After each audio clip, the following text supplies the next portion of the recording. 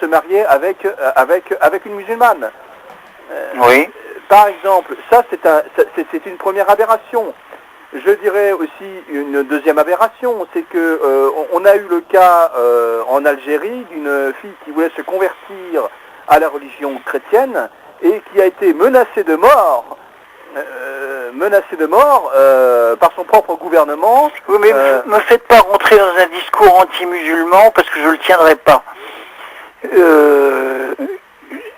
Il y a une tradition musulmane qui est aussi modérée, qui ne voit pas du tout les choses comme ça, mais bon, malheureusement, en ce moment, et depuis les années 80-90, la tendance intégriste, fondamentaliste a pris le dessus, grâce au travail, enfin à cause du travail des frères musulmans égyptiens notamment, qui ont enclenché tout un mouvement qui s'est dispersé vers l'Iran, et ça a donné en 78 la révolution islamiste qu'on connaît et qui dure toujours.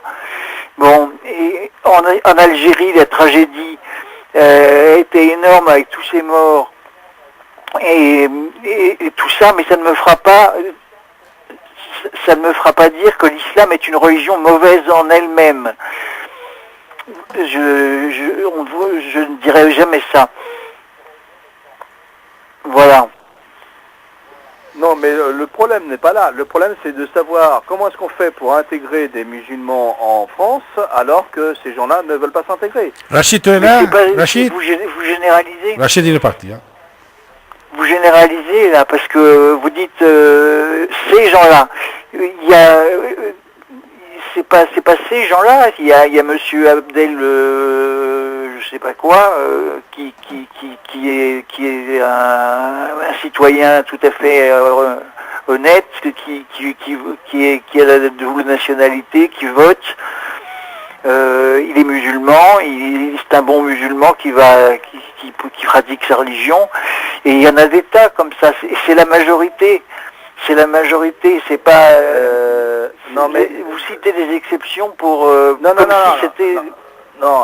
c'était la règle. Je peux pas. Non, je peux pas quand même laisser dire que ce sont des exceptions. Le problème général au niveau de la religion musulmane, c'est la capacité à devenir violent, y compris par rapport à un musulman modéré, qui passe à l'acte dès qu'il pète un plomb. Ils ont montré une fois un reportage à la télé d'un joueur de football en Belgique qui était musulman modéré, justement comme vous dites, et qui a entendu un propos discriminatoire envers la religion musulmane. Vous savez ce qu'il a fait, ce mec?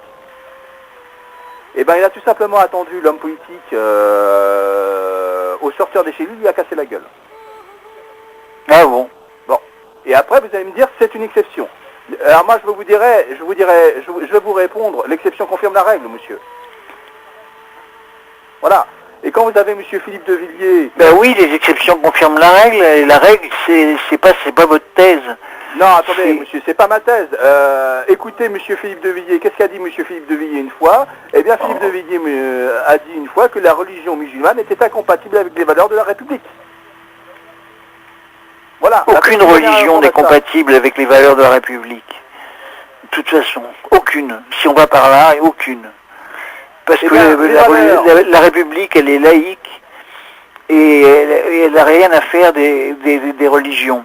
En fait, c'est les religions qui se démerdent entre elles et qui s'administrent toutes seules et qui sont des éléments autonomes au sein de la République. Alors, comment Alors, expliquez-moi maintenant.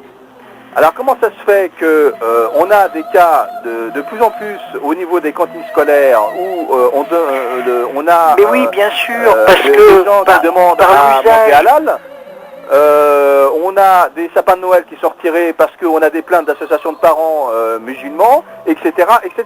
Et ça se passe en France. Allô? Oui.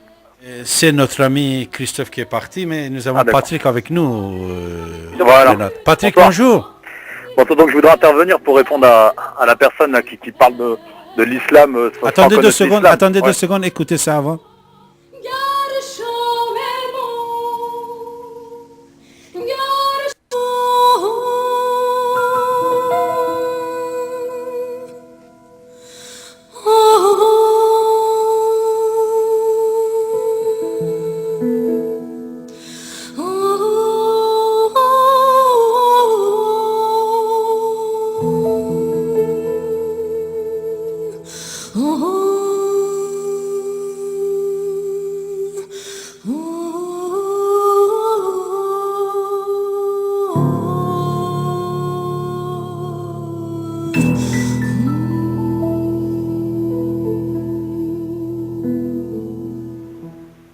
Voilà, merci. Ça, c'était Daria Dadvar. On vous écoute maintenant. D'accord. C'était juste pour intervenir et répondre à je me rappelle pas le prénom de la personne qui... Patrick, on était avec Christophe, Rachid et Mustapha. Et maintenant, Bernard est avec nous. D'accord. Donc c'est juste pour répondre à la personne qui parle de l'islam, là, en disant que ne peut pas s'intégrer aux lois de la République ou que l'islam c'est anti-républicain.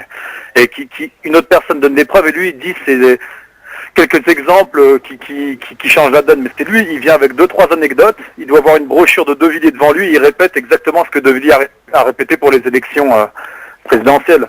Il est présent, c'est Bernard, il est présent. Monsieur, vous allez me respecter parce que je vous ai... Non, Bernard, attends qu'il finisse Patrick, après. Je veux dire, Patrick, la manière dont vous parlez, c'est vous donnez une anecdote des personnes qui sont plaintes pour un sapin de Noël. Ribéry qui était déjà musulman avant d'être avec sa femme, donc ne venez pas dire le contraire. Et il n'est pas obligé de se convertir, il l'a fait, c'était par conviction personnelle, avant d'être avec sa femme et de vouloir se marier. Donc venez pas tout mélanger en parlant de l'islam et de sortir des erreurs de certains pratiquants. Parce que c'est des erreurs de pratiquants qui mélangent la religion et la tradition, c'est pour ça qu'il y a des erreurs. Ce n'est pas dit l'islam est innocent de ce qui se passe. Comment expliquez-vous que je ne puisse pas me marier avec une musulmane sans être obligé de me convertir? Mais c'est comme ça. Écoute, il y a des lois religieuses, c'est comme vous voulez vous marier à l'église, vous êtes obligé de vous convertir. C'est exactement pareil. Écoutez, je suis désolé, j'ai un ami qui c'est pas un musulman pratiquant, on va dire, c'est un Algérien, pas musulman, il a voulu se marier avec une chrétienne, il a dû se convertir pour se marier. Et ça ne vous choque pas? Non, attendez, je suis désolé, je connais la Bible, il est absolument marqué nulle part qu'on soit obligé de se convertir au catholicisme pour se marier. En France, on peut faire un mariage civil. Mariage civil, eh ben, vous pouvez faire un mariage civil, vous aussi à la mairie. Maintenant, quand vous passez devant l'église, vous êtes obligé de vous convertir, c'est comme ça.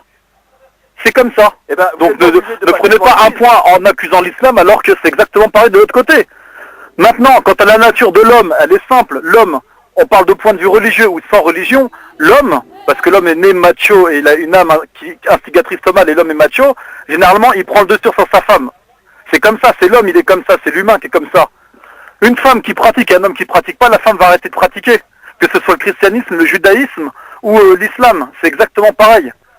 Donc il y a pas de, donc ne prenez pas un point de la religion en critique avec vos diatribes confuses en parlant de l'islam pour attaquer l'islam, parce que vos propos, c'est vous qui êtes plein d'anecdotes. Il y a combien? Il y a 1,5 milliard de musulmans. Il y a peut-être, ou même en France, il y a 5 millions de musulmans. Il y a peut-être 1000 personnes qui font rien, mais ça c'est un arbre qui tombe fait plus de bruit qu'une forêt qui pousse. C'est comme ça. Donc on va vous prendre le mauvais exemple d'une personne qui a mal pratiqué, que ce soit christianisme, judaïsme ou islam, comme l'IRA, ou les problèmes qu'il y a eu en Irlande entre les chrétiens, on va parler que de ça, alors que les 3/4 des chrétiens sont pour la paix. Mais c'est pareil pour les musulmans, il y en a 3 qui font des conneries, 4 qui font des conneries, et hop, les projecteurs sont braqués sur eux, on attaque l'islam. Donc les discours politiques, enfin, tiennent les politiques, faut pas les ressortir, c'est faux. L'islam, au même titre que les autres religions, c'est une religion de paix. Les 3 religions, c'est des religions de paix. Et c'est les hommes qui mélangent tout. C'est tout. Parce qu'il y a des intérêts politiques et des intérêts financiers. Ça s'arrête là. Ah oui. Bon, alors, pour répondre à votre question, Bernard, Rachid aussi, il est là. Hein, allez. Le catholicisme n'impose pas de se convertir à la religion catholique, déjà d'une part. Ça, il a raison, hein, Patrick. Patrick, ce que Bernard dit, il a raison, c'est-à-dire... Ah non, mais c'est clair que ce n'est pas dans le livre, ce n'est pas dans la Bible, mais vous n'êtes pas... c'est-à-dire cette obligation qui existe dans le Coran, dans l'islam, pour le mariage des femmes avec nos musulmans, ça n'existe pas chez les chrétiens. Je sais, voilà. Mais c'est pour ça que je vous dis pourquoi ceci a été fait. Et ce sont des faits, c'est comme ça, c'est comme ça, parce que l'homme, et vous le savez très bien, je pense que vous le savez, c'est l'homme est comme ça, l'homme prend le dessus sur tout, veut prendre le dessus sur tout, et généralement la famille suit l'homme. Donc une personne attendez, monsieur, on est quand même dans un pays, laïque. Non mais écoutez-moi, ce pays n'est pas laïque. La laïcité qu'ils ont inventée en 2001 là ou en 2002, c'est pas la vraie laïcité. Je suis désolé. C'est pas une laïcité ça. La vraie laïcité, c'est pas ça. Prenez le droit de l'homme, l'article 13, 14, 15, mettez-le avec leur loi laïque que eux ont instaurée dernièrement. Vous verrez qu'il n'y a rien de laïque là-dedans.